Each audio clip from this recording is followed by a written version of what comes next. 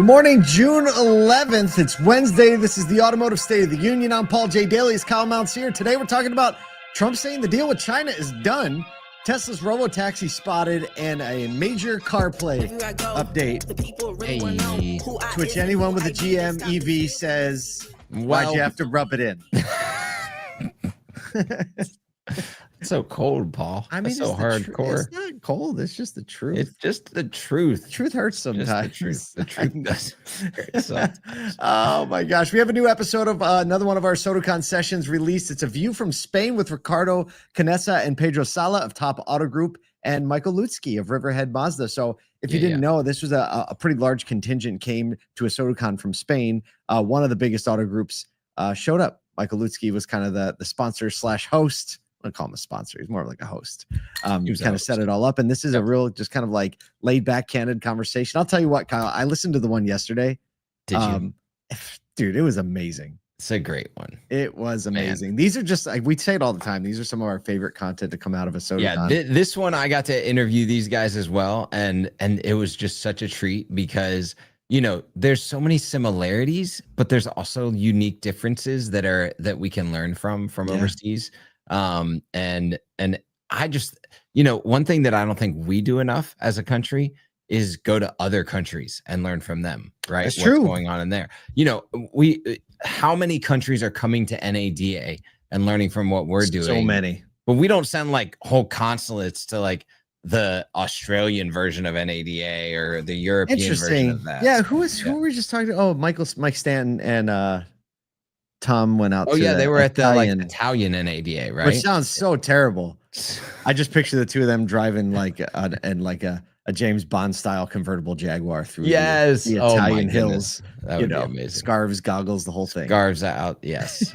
All right, let's talk about some news because this literally just dropped a few minutes ago while we were preparing the show. President Trump just announced that the deal is, quote, done regarding a sweeping trade agreement that positions China as the upfront supplier of rare earth materials to the U.S., which is a major shift with big implications for the U.S. auto industry. Trump says China will supply magnets and rare earths upfront under this trade deal. U.S. is going to also grant concessions like college access for Chinese students. The deal still requires final sign-off by Trump and Chinese President Xi Jinping. Tensions have been escalating as China restricted exports. We've been seeing the articles. We covered them here. They're all over. China's stranglehold on rare earth metals obviously is a big negotiating point for him. Here's a quote from Trump's post on Truth Social says, this is all caps, by the way. All caps. It's important. It's an important context. No. We are getting just was in Reynolds right before he posted it. That was funny. So, okay. That's cold-blooded too, right? All right. We are getting a total of 55% tariffs. China is getting 10%. So obviously he feels good about the deal. Obviously a far cry from the 100, 200% tariffs we were talking about. We'll still see how this hits the ground. We'll still see what the markets say about it. But I feel like this is kind of good news and good relief right at the beginning of the summer here. Yeah, this is the one that obviously everyone was waiting for. All the other countries, yes, there's importance there, but we get so much import-export activity with China. So having some sort of deal here makes a whole bunch of sense. Probably is going to calm the waters. We'll see how the markets respond today. You know, that there's always the what happens next question mark. Things aren't signed off, but I'm sure this week will hold a bit of that finalization and we'll get a little bit more information about what the deal actually means. Obviously, the rare earth materials, that's been something that multiple countries have been asking when it comes to China. Big land mass, lots of opportunity for rare earth materials. These are some of the things that we are using a ton of in the U.S. So good news. Yeah, and Lucid got to sit on their big news yesterday for a day. They got to do like, we locked up a U.S.-based supply. I mean, it's still beneficial. I also saw, right? Did you see that Elon Musk kind of like rolled back his comments? He's like, I regret some of the comments I made about President Trump last week. They went too far. That. Did you see that? He's just an angry, egotistical guy that sells cars. Like, I mean, you know, I wouldn't call him an angry guy. He was angry. Yes, he was having a moment. Speaking of Elon Musk having a moment. Segue time. We'll see if he can. I know Tesla's long-awaited robotaxi service almost here. Elon Musk says it could officially launch in Austin on June 22nd. I don't know if it's just me. This date seems to just always get squeaked a little further. I thought it was this week, but it is a make or break moment for Tesla's autonomous ambitions. Tesla's unmodified Model Ys. So it's not the Robotaxi, it's the Model Y with a new FSD, a full self-drive system that they say has 4 times more parameters than the current version it is released to the general public. The service is going to launch in a geofenced area of Austin with a very small internal fleet, maybe as few as 10 vehicles. Here's a little video that kind of surfaced yesterday, and you can. This was like it's a black Model Y that you can't see in this video, but it says Robotaxi in like the Cybertruck cursive on the bottom lower door, and it has a trailing car, another white Model Y, following the vehicle around.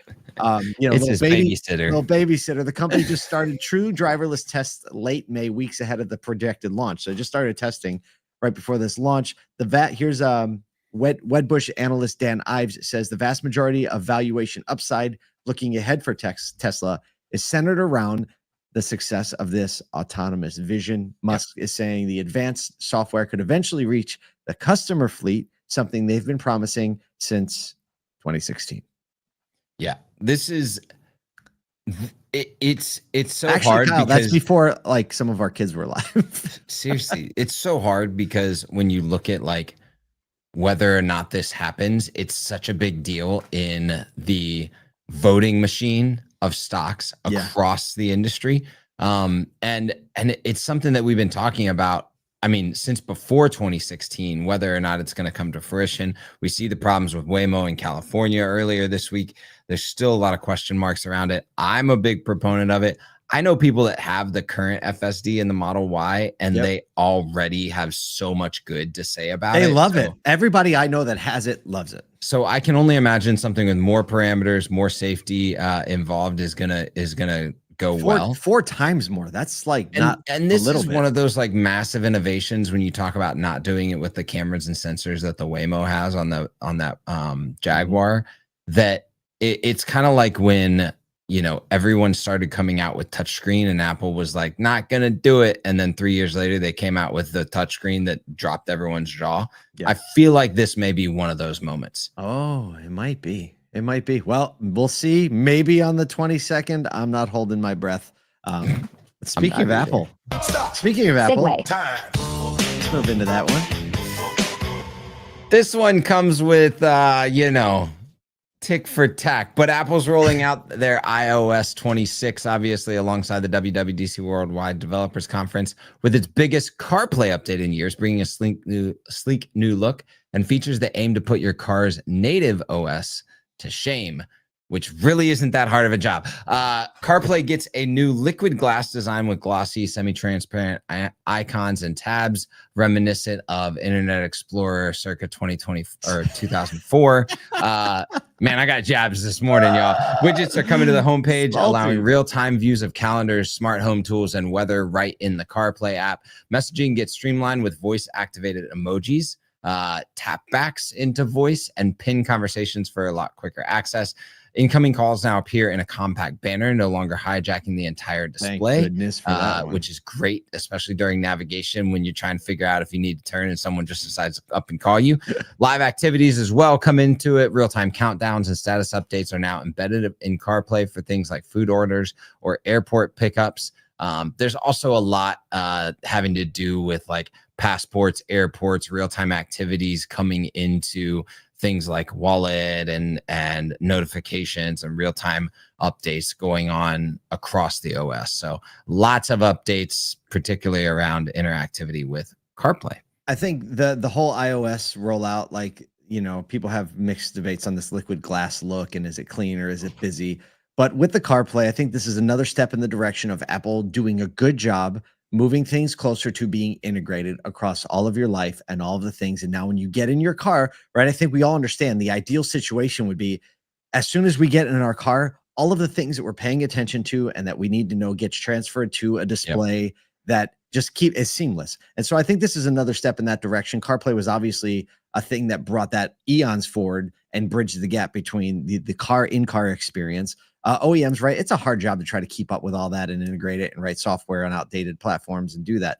Apple's doing a good job. I think the biggest adjustment is by far the way calls come in when you're in navigation, because I've literally been in this situation where you're coming up on a turn, you're in an unfamiliar area, trying to figure it out. All of a sudden, I see Kyle's cartoon face pop up on my entire dash because he's got a thing, and I'm like, get out of my face! Get out of here! Now I'm distracted because I can't see where I'm going, and I'm trying to tap the cancel button, right, so that I can see it. So instead, it makes a lot of sense. It's just a little no, I think that makes a ton of sense. And I love the live activities too. There's so, even like flight departures and all those flight departures and arrivals on airport pickups. I can tell you Emmanuel at Beaver Toyota is going to be wearing that joker out. He doesn't even need it. He doesn't need it. He literally has a chip implanted in his brain that knows the moment our plane lands, and you get a text If you've never been to Beaver Toyota and gotten picked up by Emmanuel, you're missing You out. haven't lived. You haven't lived. All right. I think we have a lot of living to do today. Look, there's a lot's going to be unfolding over the next few days, so pay attention. Hey, if you don't get our daily email, you should. Go to asodu.com, get the daily email. We'll summarize all the stuff. We'll make you laugh. We'll put you in a good mood for the rest of the day. We'll see you here tomorrow.